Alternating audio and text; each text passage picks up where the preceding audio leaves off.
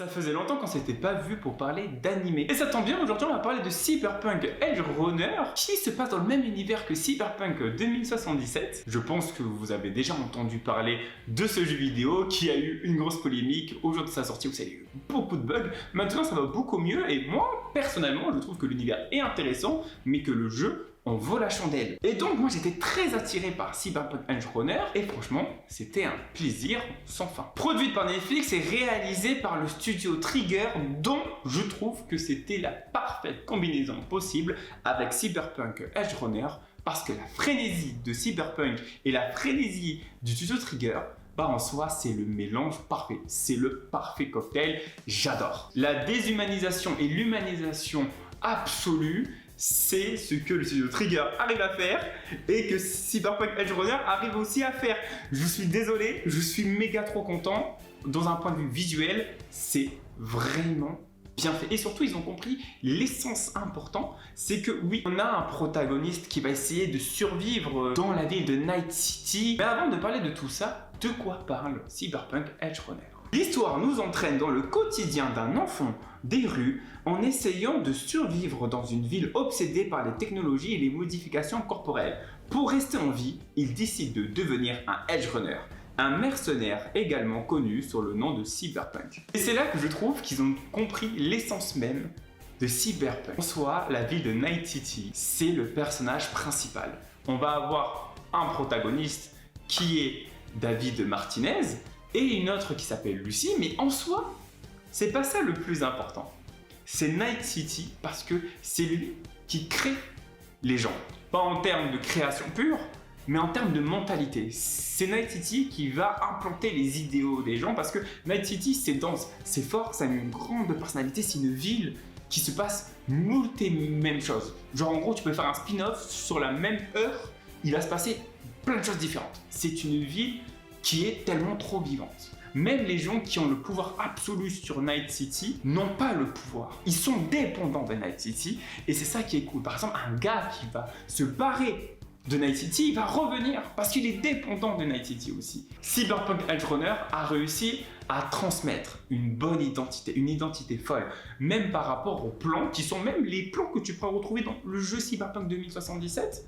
Même certains apparts, certains lieux, enfin, c'est cool, ils ont donné des bonbons aux fans du jeu, surtout même avec les bandes sonores, il y a vraiment des bandes sonores que tu entends dans Cyberpunk 2077, même dans la musicalité, c'est du bon Cyberpunk, on est en immersion totale et c'est le but même de l'univers de Cyberpunk, du concept de Cyberpunk, c'est qu'on rentre dans cette immersion et là, on va rentrer dans la psyché de David Martinez qui va essayer de survivre, qui va connaître drame sur drame sur drame, mais en même temps aussi une certaine poésie, une certaine amour, une certaine innocence dans un monde totalement malsain.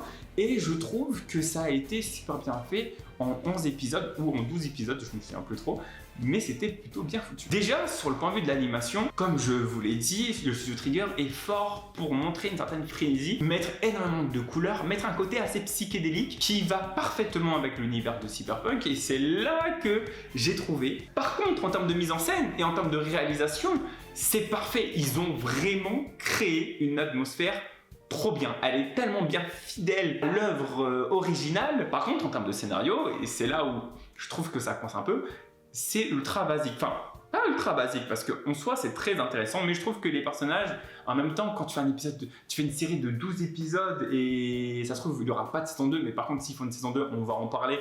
Il n'y aura pas de spoiler, hein, mais on va en parler parce qu'il y a plein de choses à faire en soi avec l'univers de Cyberpunk. Ils sont assez caricaturaux.